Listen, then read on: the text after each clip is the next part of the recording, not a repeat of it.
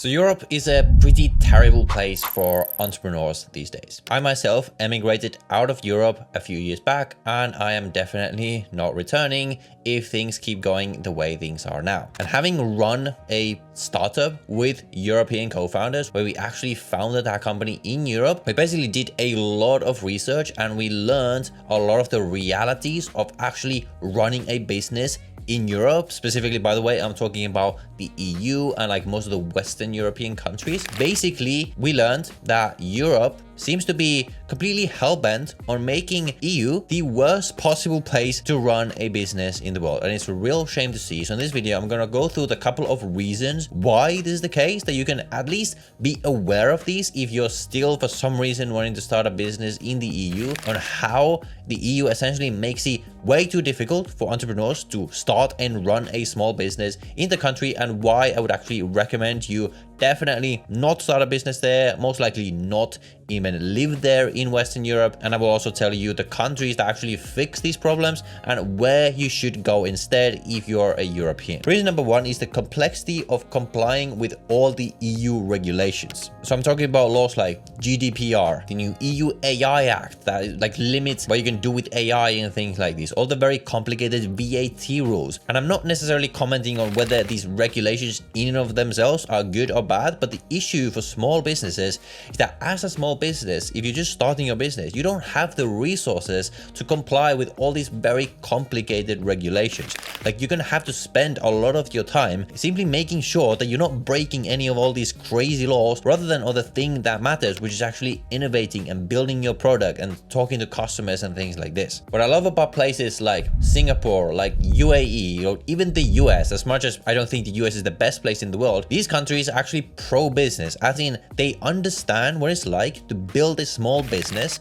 and they don't force you to comply with all these regulations straight away. Maybe there's regulations, but they only kick in after a certain revenue threshold or something like that. Where in the early stages, where you don't have a lot of resources, you don't have to worry about things, and you only start to worry about them once you get to the scale where you have the resources to do so. This is, I think, what the EU should do. And because of these regulations, people are simply deciding, especially if it's a promising business, they will simply go and grow that business somewhere else in some other country, and therefore EU will now lose this business. You can see on the statistics that in like the top whatever 100 companies, the list of unicorns, there's not that many European companies out there. There's a big crisis going on. Like, there's no innovation happening in Europe, not because Europeans aren't innovative, but because of a couple of these reasons. The EU simply makes it way too difficult for people to run a business there, so these Europeans will simply emigrate like I did and run their business from somewhere else. The second reason is the complexity to even start a business. Now, this is not the case in every EU country. In Finland, for example, it was quite easy to like actually register the business. I was looking into a few countries on starting a business. Like, it involves notaries, and you need lawyers and like documents in the local language and all this stuff. Like, why does it have to be so hard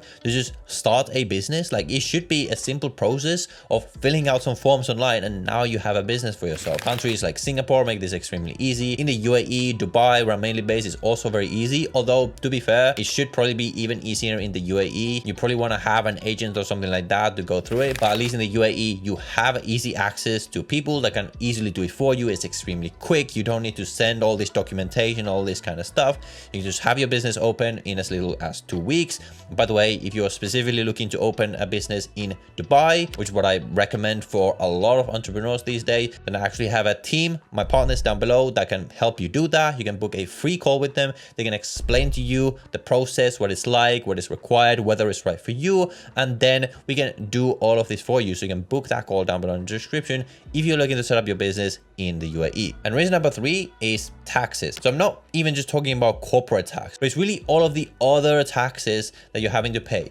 Personal income taxes go up to like 50-60% in a lot of countries. So if you, as the entrepreneur, want to actually build your business so that you can get rich and build a good life for yourself, Europe literally disincentivizes that, because any money you pay yourself, you're paying such crazy tax rates. So why even build a business at that stage? You have VAT.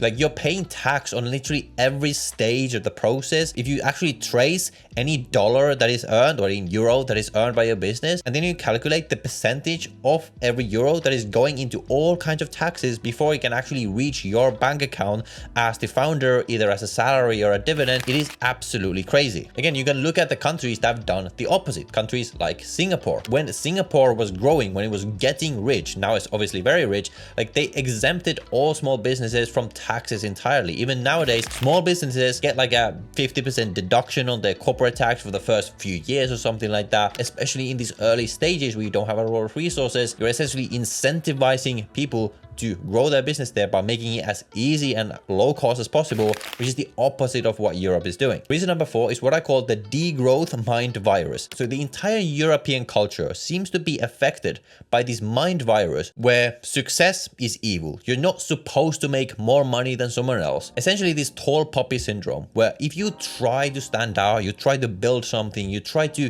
be more successful than someone else, the other crabs in the bucket will simply try to pull you down, and you as the ambitious person are like, well, I don't really want to try to grow a business because all these other people around me are just going to think I'm evil, like they're going to push me down. And obviously it's not like this everywhere. Like I never had anything like this from my family or anything like that. So there's like, it obviously depends, but generally European culture is all about having everyone be the same. No one is allowed to be better than everyone else. And if you are supposed to be punished, and you're like evil, like how dare you stand out from the crowd. And I mean, you can probably tell they're feel very strongly about this. I just completely hate this idea, because this is how empires fall, is through discouraging people to try to innovate, to try to build new things. And all this regulation, what I talked about before, like Europe likes to regulate everything. All of this really stems from the same idea. Like you're not supposed to innovate, build new things because, oh, what if this happens? Like, oh, like AI is dangerous, all this stuff. And these are exactly the reasons why Europe is declining. Living standards in Europe are declining because no one is building businesses there. And what happens when no one builds businesses?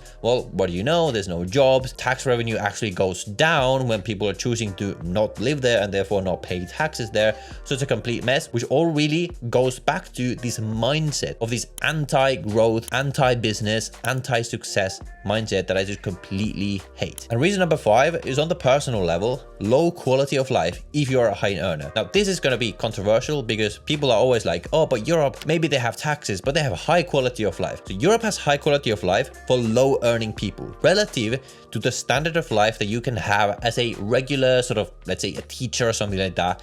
Europe is probably the best place. Like if you're in America as a low earner, or like a mid earner, you probably have a lower quality of life than you would in Europe, because in Europe, everything is optimized to make things as good as possible for the people who don't want to work, who aren't ambitious, who aren't capable to actually earn a lot of money, to actually build value, because we are like, oh, we should help the people at the bottom. But if you're a high earner, you essentially become the enemy. You don't have access to a lot of the things that you would in a place like Dubai to actually enjoy your wealth, to spend your money, to actually get things for your hard-earned money. What I love about living in a city like Dubai is that I see all this luxury, this wealth around me, even like beyond the levels that I can access right now, which makes me motivated to work harder, to push for more. And once I do make that money, I actually have amazing things that I can spend that money on. And I don't feel like I'm judged by the people around me, because this is the kind of city that celebrates success, that wants you to succeed. Europe doesn't want you to succeed. Europe wants you to stay the same as everyone else, so that you have to work until you're 65 and keep paying taxes and all of this. Dubai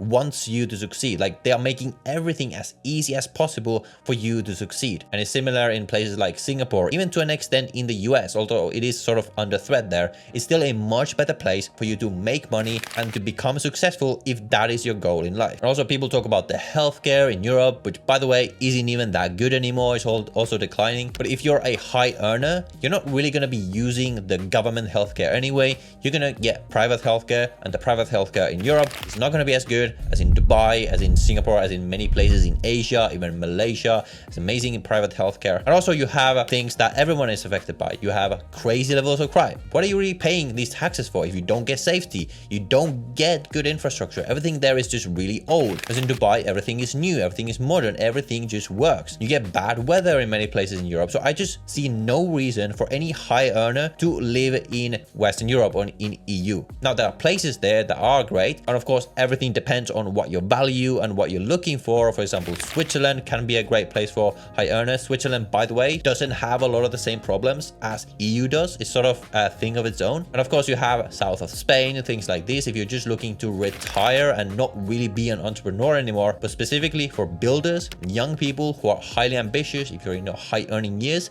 I simply see no reason to live in Europe. You pay crazy amount. Running a business, building a business is difficult because of the regulations. And even if, despite of these things, you succeed, you sort of become the enemy. You don't have ways to enjoy your wealth. That is all not encouraged. So again, why would you run a business in Europe? So I mentioned Dubai a few times in this video. Obviously not the right option for everyone, but increasingly, this is where millionaires, entrepreneurs are going to. If you want to see the reasons why everyone is going to Dubai these days, and by the way, it's not just taxes. Taxes are a big reason, but it's not everything. I recommend you watch this video right here, where as someone who has lived in Dubai for almost 2 years now, I go through the reasons and the benefits that you get from living in Dubai as an entrepreneur. So if you're interested, watch that video next, and I'll see you in the next one.